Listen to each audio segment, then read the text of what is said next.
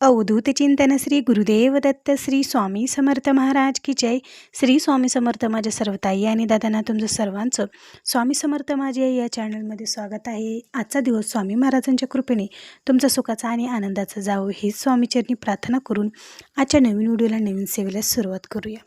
तर आता थंबनेलवरून तर तुम्हाला समजलंच असेल की आजचा आपल्या व्हिडिओचा नेमका विषय काय आहे. तर बघा, डोक्यावर कर्जाचा डोंगर झाला आहे, घरात पैसे टिकत नाहीत, तर त्याच्यासाठी एक छान असा उपाय मी तुमच्याशी आज शेअर करणार आहे.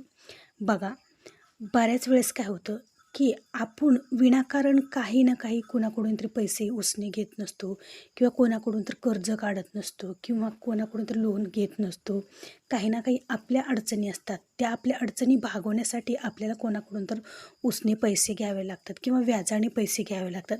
आणि त्याच्यानंतर थोडे थोडे करत करत असं इतकं त्याचं व्याज वाढत जातं किंवा इतके त्याचे पैसे वाढत जातात, आणि नंतर मग आपल्या डोक्यावर कर्जाचा डोंगर होत असतो.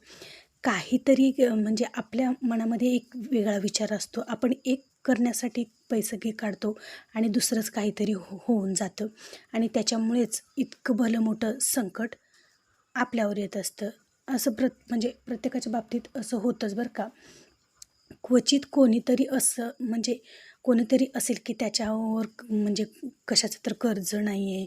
बऱ्याच जणांच्या बघा, आजकाल तर खूप खूप म्हणजे अतिप्रकार हा कर्जाचा चालू आहे.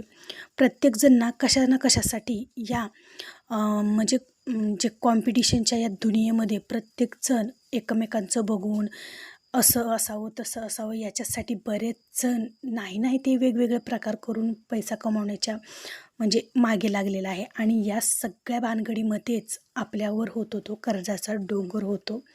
मग ज्यावेळेस आपण समजा काही ना काही कारणासाठी आपण हे पैसे घेतलेले असतात, काढले असतात, किंवा बघा जे काही आपण मनामध्ये वेगळं ठरवतो पण आपल्यासोबत काहीतरी वेगळंच होतं, असं प्रत्येकाच्या बाबतीत घडतच असतं. मग याच्यापासून आपण बाहेर कसं निघावं, याच्यातून मार्ग कसा काढावा, हा जो त्रास आहे ना, तर तो आपल्याला खूप म्हणजे खूप त्रासदायक त्रास होतो. मग याच्यातून बाहेर निघण्यासाठी आपण प्रत्यक्ष गुरुमाऊलींनी सांगितलेली सेवा उपाय या व्हिडिओमार्फत जाणून घेणार आहोत. आता बघा, फक्त घरात बसून ही सेवा केली, हे उपाय केले म्हणजेच तुम्हाला देव पैसे घरात आणून देणार आहे का? तर असं नाही. त्यासाठी तुम्हाला कष्टही तितकेच करावं लागतात, कारण कष्टाला पर्याय नाही. कष्ट केले तरच तुमच्याकडे पैसा येणार आहे, तरच तुमच्याकडे लक्ष्मी येणार आहे. त्याच्यासाठी कष्ट हे तुम्हाला प्रामाणिक करायचेच आहेत. त्याचबरोबर या सेवासुद्धा तुम्हाला करायच्या आहेत. तर बघा महिलांनो, आता आपले मिस्टर कामाला जातात, जॉबला जातात, मग आपण समजा घरीच काम करत असाल, वर्किंग म्हणजे बाहेर कुठे जॉबला जात नसाल, घरीच बसून तुम्ही काम करत असाल, तर आपल्या मिस्टरांच्या त्या मिस्टरांना आपल्या अडचणीतून बाहेर काढण्यासाठी, आपल्या पूर्ण परिवाराला त्या अडचणीतून बाहेर काढण्यासाठी आपलाही थोडाफार हातभार लागायला पाहिजे. त्याच्यामुळे दररोज संध्याकाळी दिवे लागण्याच्या टायमिंगला का नाही, आपण घरामध्ये प्रत्येक महिलांनी घरामध्ये या सेवा ह्या केल्याच पाहिजेत. मग त्या सेवा कोणत्या आहेत, त्या कशा करायच्या, हे सर्व काही आता या व्हिडिओमार्फत जाणून घेणार आहोत. तर त्याआधी जर तुम्ही चॅनलला नवीन असाल तर आपल्या चॅनलला सबस्क्राईब करा, लाईक करा आणि शेअर करायला विसरू नका. तर बघा, प्रत्येक महिलांनी काय करायचं आहे, बघा आपल्या घरामध्ये ज्यावेळेस सगळे काही मंत्र स्तोत्र किंवा अटी नियम करून जर सेवा केल्या जातात, तर त्या सेवेचं फळ आपल्याला तितकंच मिळतं. मग घरामध्ये सुख शांती समृद्धी पैसा असावा असं प्रत्येकाला वाटतं. मग ते असण्यासाठी घरात माता लक्ष्मी ही स्थिर असायला पाहिजे. ज्या घरात माता लक्ष्मीची कृपा असते, ज्या घरावर माता लक्ष्मीची कृपा असते, त्या घरात कधीही पैशाची चणचण भासत नाही. त्याच्यामुळे दररोज संध्याकाळी या सेवा आवर्जून झाल्या पाहिजेत. बघा, आपल्या घरामध्ये लक्ष्मी ही दिवसातून 7 वेळेस येत असते. मग आपलं घर समजा छान असं सुशोभित स्वच्छ एकदम असलं की लक्ष्मी माता आपल्या घरामध्ये प्रवेश करते. मग त्यासाठी प्रत्येक महिलांनी हे एक काम आपल्या घरामध्ये आवर्जून करायचं आहे. तुम्हाला काय करायचं आहे, दिवे लागण्याच्या टाईमला तर तुम्हाला हे काम करायचंच आहे, पण दिवसभरसुद्धा तुम्ही घरामध्ये असं वातावरण ठेवलं ना, तर नक्की लक्ष्मी माता तुमच्या घरामध्ये प्रवेश करणार म्हणजे करणार. तर बघा ताईनो, तुम्हाला काय करायचं आहे, आता दिवसभर आपली कामं चालतात. दिवे लागण्याच्या टायमिंगला तुम्हाला काय करायचं आहे, सगळं काही घराची दरवाजे सगळी काही तुम्हाला उघडे, खिडक्या, दरवाजे जे काही आहे ते सगळी काही तुम्हाला उघडी करायची आहेत. घरातील सगळे लाईटी म्हणजे पूर्ण घरातील कानाकोपरा सगळा तुम्हाला उजेड करायचा आहे. म्हणजे सगळ्या घरातील लाईटी लावायच्या आहेत. त्याचबरोबर सगळं काही सर्वात आधी सगळं साफसफाई झाडून घ्यायची आहेत. घरं, बाहेरचा ओटा सगळं काही दिवे लाईटी लावायच्या आहेत. त्याचबरोबर ज्यावेळेस आपण देवघरासमोर दिवा लावायला जातो त्यावेळेस आसन टाकायचं आहे आणि तुम्हाला देवघरापाशी तुपाचा दिवा लावायचा आहे आणि तुळशीमध्ये सुद्धा तुम्हाला तुपाचा दिवा लावायचा आहे. तुपाचा दिवा लावणं शक्य नसेल तर नाही तर तेलाचा सुद्धा लावू शकतात. अशा प्रकारे देवांना दिवा लावायचा, धूप दीप ओवाळायची आहे आणि तुम्हाला म्हणजे सर्वात आधी एक वेळेस तुम्हाला श्री स्वामी समर्थ या मंत्राचा एक माळ तुम्हाला जप करायचा आहे. नंतर तुम्हाला एक माळ कुलदेवीची म्हणायची आहे. आपली जी कुलदेवी आहे तर त्या कुलदेवीची एक माळ तुम्हाला म्हणायची आहे. आणि नंतर तुम्हाला मेन सेवा येते ती म्हणजे तुम्हाला 16 वेळा श्री सूक्ताचं पठण करायचं आहे. बघा ही सेवा माता लक्ष्मीची आहे. तर माता लक्ष्मीची कृपा आपल्या घरावर राहावी. माता लक्ष्मी आपल्या घरात कायमची स्थिर राहावी. माता लक्ष्मी आपल्या घरामध्ये माता लक्ष्मीच्या कृपेने भरभरून सगळं काही मिळावं आपल्याला, यासाठी दररोज तुम्हाला नित्यनियमाने श्री सूक्ताचं 16 वेळा घरामध्ये तुम्हाला पठण करायचं आहे. बघा आता ही सेवा तुम्हाला संकल्पयुक्त सेवा करायची आहे.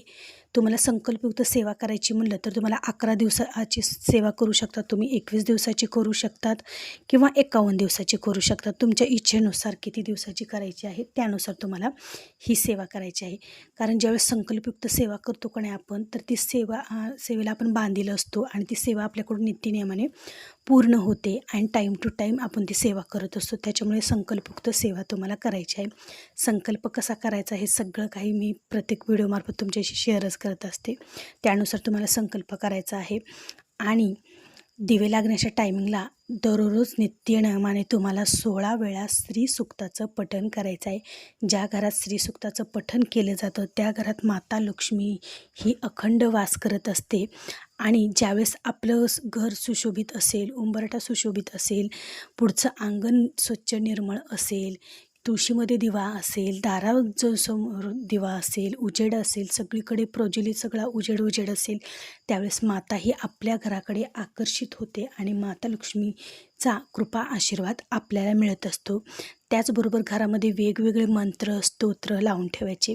बऱ्याच जणांना सवय असते टी व्ही लावायचा किंवा मोबाईलमध्ये न्यूज बघत बसायच्या, टी व्हीवर न्यूज बघत बसायचे किंवा काहीतरी गाणी हिंदी गाणी बघत बसायची, अशी सवय असते. तर ही सवय टाळा. तुम्ही दिवे लागण्याच्या टायमिंगला तर शक्यतो हे म्हणजे असे काही प्रकार टी व्हीवरही बघू नका. तुम्हाला ना तारक मंत्र लावा किंवा कनकधारा स्तोत्र आहे ते लावा, श्रीसूक्त लावा मोबाईलवर किंवा जे काही देवीचे मंत्र स्तोत्र आहे तर ते लावा, विष्णू सहस्त्र नाम लावा. सगळे काही मंत्र स्तोत्र आहेत तर ते तुम्ही सकाळ संध्याकाळी घरामध्ये लावा. गणपतीचा लावा, महालक्ष्मीचा लावा, कोणताही तुम्ही मंत्र स्तोत्र दररोज घरामध्ये सकाळ संध्याकाळी लावा. बघा घरातील वातावरण एकदम फ्रेश, आनंदी आणि प्रसन्नमय होतं. तर आवर्जून किमान महिनाभर तर तुम्ही तुमच्या घरामध्ये ही सेवा करून पहा. बघा नक्कीच तुम्हाला काही ना काही अनुभव आल्याशिवाय राहणार नाही. आता बघा बऱ्याच जणांना लवकर अनुभव नाही आला तर ते ज्याच्या त्याच्या कर्मानुसार बघा प्रत्येकाला फळ मिळत असतं. तुमचे जे काही प्रारब्ध आहेत किंवा काही जे कर्म आहेत तर ते सुद्धा आडवे येत असतात. त्याच्यामुळे बऱ्याच ताईंना लवकर अनुभव येत नाही. आणि ज्यांचे बघा कर्म म्हणजे प्रारब्ध कर्म ज्यांचे भोगून संपलेले असतात किंवा कर्म त्यांचे चांगले असतात त्यांना खूप लवकर अनुभव येत असतो बरं का. तर अशा प्रकारे तुम्हाला लवकर अनुभव आला नाही ना तर नाराज व्हायचं नाही. आज नाही तुम्हाला अनुभव आला तर 2 दिवसांनी तर नक्कीच अनुभव येईल. फक्त तुम्ही निस्वार्थ भावनेने सेवा करत राहायची. तुम्हाला जो सेवा करतो त्याला एक ना एक दिवस मेवा हा मिळतच असतो. तर अशी होती ही आजची सेवा.